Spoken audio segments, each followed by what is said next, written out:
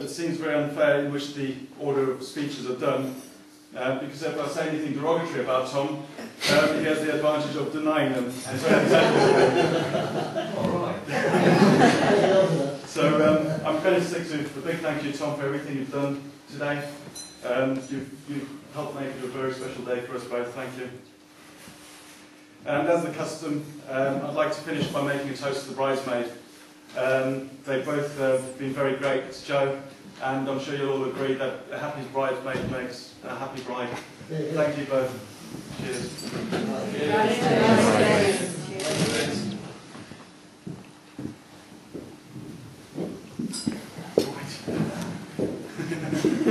So that's you off the hook, Garrick. Now I'm lied to it. Thank you very much for that, Garrick. Yes, I'm in a slightly good position here because actually you're never going to be able, as a confirmed bachelor, I blame Morrissey for that, you're actually never going to have to speak at my wedding, so I just say what I want, and it doesn't really matter. Anyway, thank you very much for giving me sort of 20 minutes to talk to these people. What's 20, wasn't it? No, shorter. Yes. Right, that can go. Your parents are here, that way go.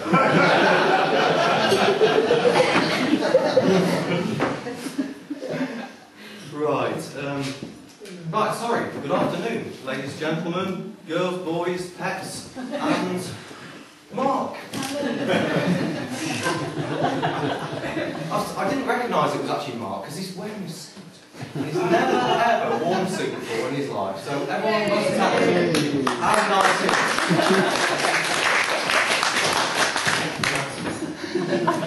And talking about looking good, I really think the bridesmaids today have looked absolutely superb, Lauren and Claire, so I'd like to propose a toast, if you'd all be outstanding, to the bridesmaids. Terrific job.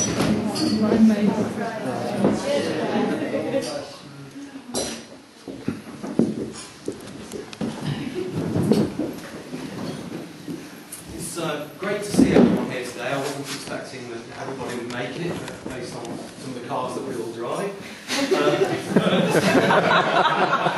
Some have come a very long way, like Penny and Campbell, and there's some other people who have also made a big effort to be here, a big risk, taking a big risk. For example, Johnny and Sarah have come all the way from Lichfield in their Fiat 355.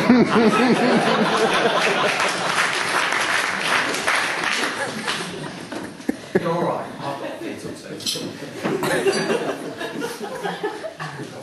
Anyway, sorry, for those of you who don't know me, my name is Tom. I've been friends with Garrick and Joe for about 4 years, that's all. Seems longer than that, but anyway.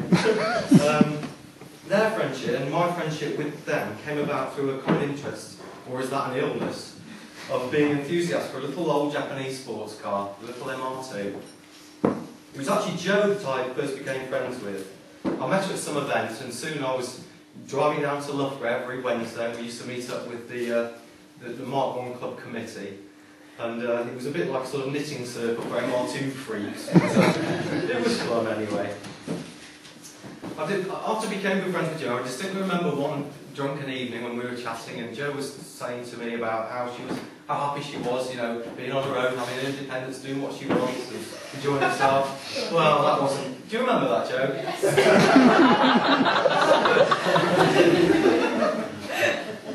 Anyway, I first got wind that this might not be the case when we were actually driving down the M1. I don't know if you remember this.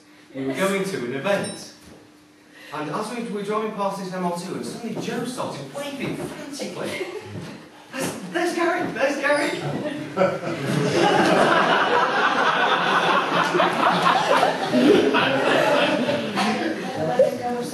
Not long after that, I was going to the motor factors with Joe on a Saturday morning, which was quite a regular thing. And she was all excited. She goes, "I've got something to tell you." "What's that?" "I've got a date." And she was really excited. Well, I wasn't too pleased about this, because Joe being my friend, I thought, oh dear me. And of course, I after that meeting, you know, we know what's happened since then, and they've both become two of my very, very best friends. They've been very, very good to me. Right, so Garrick, I've spent quite a lot of time with Garrick in the last sort of few years. Mainly underneath cars, actually. So you know, I don't see him very often because I'm normally underneath the car. I mean, I'm an engineer myself, and I've been trying to show Garrick what to do and everything, and you know, he's learning slowly. He's had a few problems. He had a little bit of a problem last week with a fire, but no, don't say too much about that. But when he's working on cars, he's a bit like the Incredible Hulk. He won't look like me when I'm angry. The reason for this, well, I don't know. Unfortunately for Joe, anyway, the only time he gets really angry is when he's working on cars. So that's a good sign.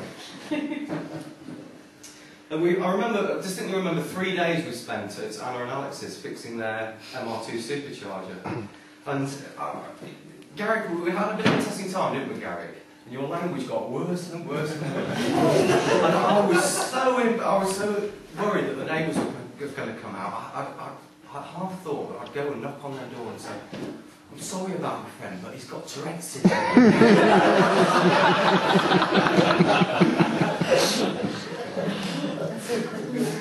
Anyway, we got that job done. And it was very good. And Anna and I were so impressed with our engineering that as soon as we finished it, they decided to sell it. It was like, "It's fixed, sell it, sell it, sell it." But unfortunately, they've replaced it with a more unreliable car. That reminds me. Well, Anna and Alex, are you here? There. I've got you a present. I was worried because you said you were going to come up in the Lotus. And so, I've been having sleepless nights about it, so I bought you a little present.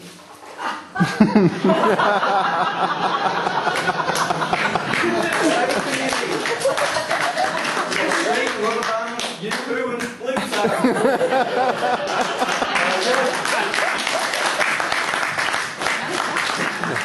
Just go right in the car and we get home. Right, that's Garrick. Yes, I've been working with Garrick on some of his quality machinery. We've had a few quality cars, haven't we? I think the best one was the Fiat Punto S-Box. I don't know what S stands for.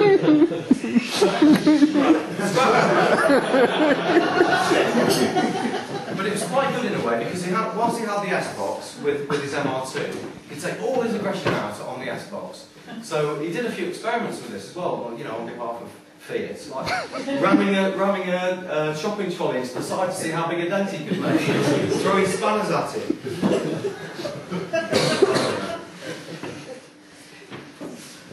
But then there was the case where Joe and Garrick went to Anglesey in the S-Box, and they were working for Johnny at the track.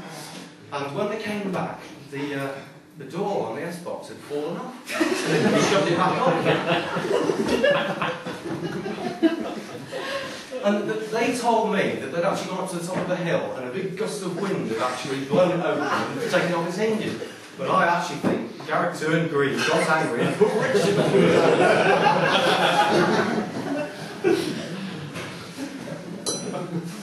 So, oh gosh, I'm missing a page. Right, so on to I think the last thing I really want to say is the proposal day, which was very memorable.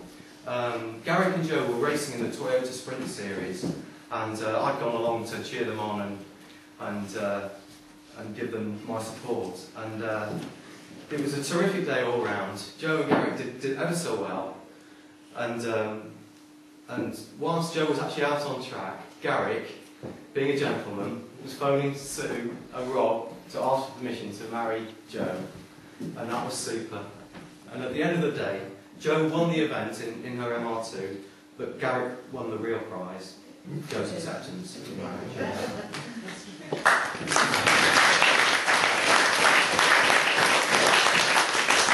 Okay, have you had enough? Is that enough waffling and tomfoolery for me? Right, please will you all be upstanding, please? I'd like to make a statement. Come on, Joe, you can get up. No, stay here. Okay. To Joe and Garrick. Yeah.